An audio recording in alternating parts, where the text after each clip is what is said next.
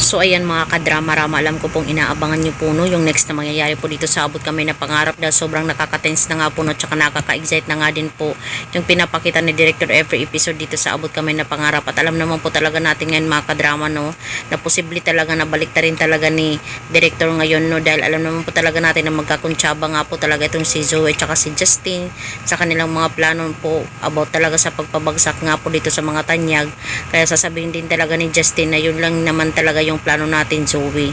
Hindi naman talaga yung tatanggalin sila or sasaktan itong si Mami. Kaya ngayon, Zoe at saka Moira, ibalik nyo si Mami bilang CEO dito sa Apex. Kapalit ng pagtago ko ng sekreto mo, Moira. Diba? Talagang tingnan lang po talaga natin mga kadrama kung papayag itong si Moira at saka sila Madam Chantal sa gusto talaga ni Justin. Diba? Kasi pwede talagang magkaroon ng malaking twist dito eh. Itong si Justin ay maging kakampi na talaga nila Giselle, lalong-lalo na pag nakikita talaga ni Justin na nasasaktan na talaga itong si Giselle, iyak ng iyak, diba? Yung mga ganong sitwasyon ba.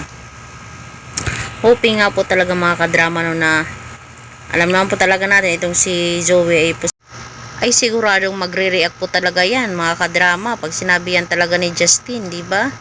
Sasabihin ni Zoe na akala ko ba gusto mong pabagsakin yung mga tanyag, tapos ngayon ganyan na yung ugali na ipapakita mo, akala ko ba kakampi kita, hindi pa pala, diba? Alam naman po talaga natin na blood is thicker than water talaga mga kadrama.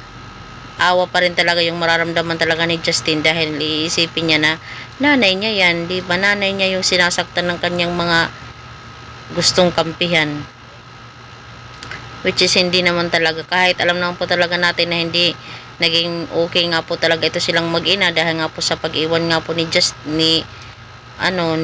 Giselle dito sa kanyang anak, at saka ngayon talaga ay gusto sanang magbago nun ni Giselle, kaso humingi nga po talaga ito ng tawad doon kay Giselle, kaso nga po hindi na nga po talaga siya pinatawad no. Tapos sa naging matigas din talaga yung puso ni Giselle nung time na yun dahil nga hindi talaga matame ni Giselle yung mga ginawa ni Justin na kanyang anak. Kaya parang iniisip ni Justin na parang hindi ko yan anak kung yan talaga yung ginagawa niya, diba?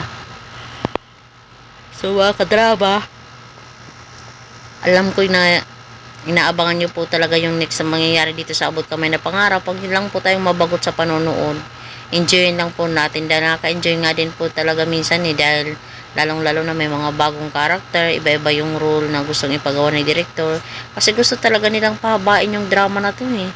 Sa tingin ko lang talaga, yun ang gusto ng Director, humaba talaga ang drama na to. Ito na yung drama na napanood ko dito sa GMA na sobrang napakatagal, diba?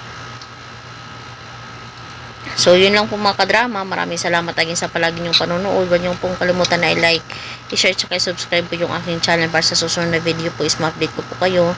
Malaking tulong po talaga ito sa aking channel mga kadrama. Abang-abang mga kadrama, mga kadramatic, mga kaabot kamay. Bye!